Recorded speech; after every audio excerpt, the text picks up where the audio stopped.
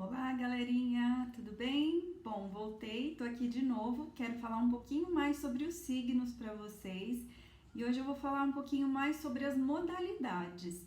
Eu trouxe aqui um mapinha que vocês já conhecem, eu já fiz uma divisão aqui com essas fitinhas para que fique visualmente mais claro. Então, a questão das modalidades, elas são três: cardinal, fixa e mutável. Então, nós dividimos aqui e cada um desses quadrantes vai representar uma estação do ano de acordo com as estações do hemisfério norte. Então, esse primeiro quadrante representa a primavera, o verão, o outono e o inverno. Então, como que funciona? Essas três modalidades estão relacionadas aqui a cada uma das estações. Então, todos os signos que abrirem, derem o início à estação, são os signos cardinais. Então, que no caso são os signos de Áries, Câncer, Libra e Capricórnio. Então, numa forma bem resumida, tá, gente? Só para entender o conceito, vamos se dizer. Então, a energia muito forte dos signos cardinais está justamente nessa questão da força, da iniciativa, o impulso de começar, de dar início a novos projetos, enfim. Então, essa característica é muito forte. Então, tudo que a gente fala assim, questão de modalidades, quando a gente está agrupando os signos, a questão da falta e do excesso, se você tem muito ou pouco dessa energia no seu mapa. Então, no caso, se você tem um excesso desse elemento cardinal, isso pode gerar uma questão de uma impulsividade muito grande, né? Porque como você tem essa vontade de começar, de fazer as coisas, você pode querer começar um monte de coisa e assim ser só fogo de palha também, então tem que tomar cuidado com isso. E na falta ele vai justamente para o inverso, né? A questão da falta de iniciativa, de coragem para dar início àquilo que precisa ser começado, né?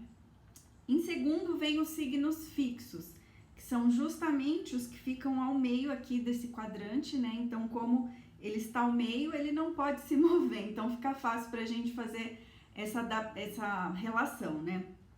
Então, os signos fixos são Touro, Leão, Escorpião e Aquário. Então, o que acontece? Tudo que foi iniciado ali pelos signos cardinais, os fixos tentam o quê? Trazer uma segurança, uma materialidade para tudo isso. Então, eles vão trabalhar duro, com afinco, para garantir que isso seja mantido, reservado, que ele tenha essa segurança.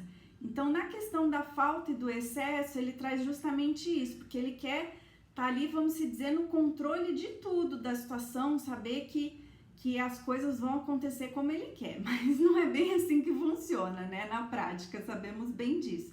Então, no excesso, ele lida um pouquinho com essa questão de querer controlar um pouquinho as coisas, e na falta já vem pelo oposto, com medo das incertezas, então ele se sente inseguro nessa questão.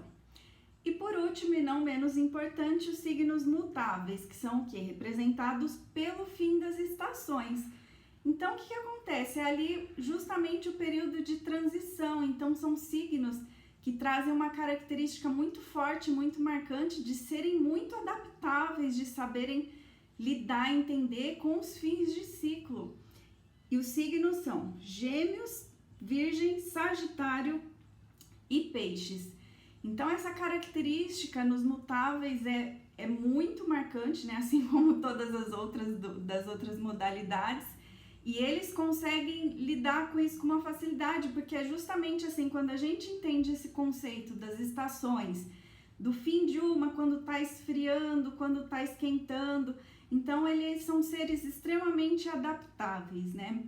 Então, assim, na questão da falta e do excesso, se tiver muito, ele vai ficar assim, meio sem foco, muito perdido. E na questão da falta, vai ser justamente essa dificuldade em encontrar a solução para os problemas, em se adaptar, em pôr fim no que precisa ser colocado.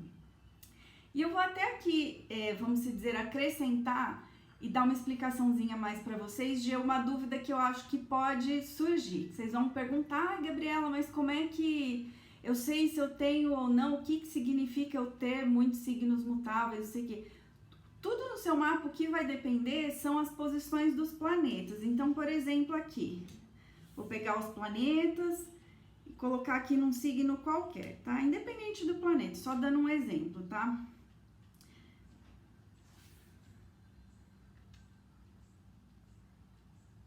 Então, por exemplo, aqui tenho 2 planetas no signo de Áries, que é um cardinal.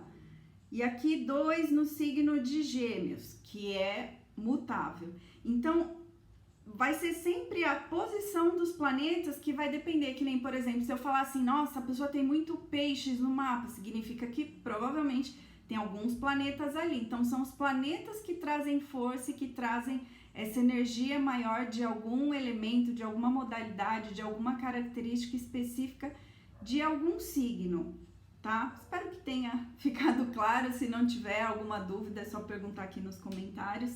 E reforçando também, quando eu falo aqui dessa questão do mapa, das casas, vamos se dizer que essa é a posição original do mapa, tá? Começando pela casa 1 no signo de Áries. Então, o Áries representa a casa 1, o touro 2 e assim sucessivamente. Porém, dependendo do horário que cada pessoa nasce, o dia, o mês, enfim, isso aqui faz o quê? Ele gira, vai cair em qualquer posição.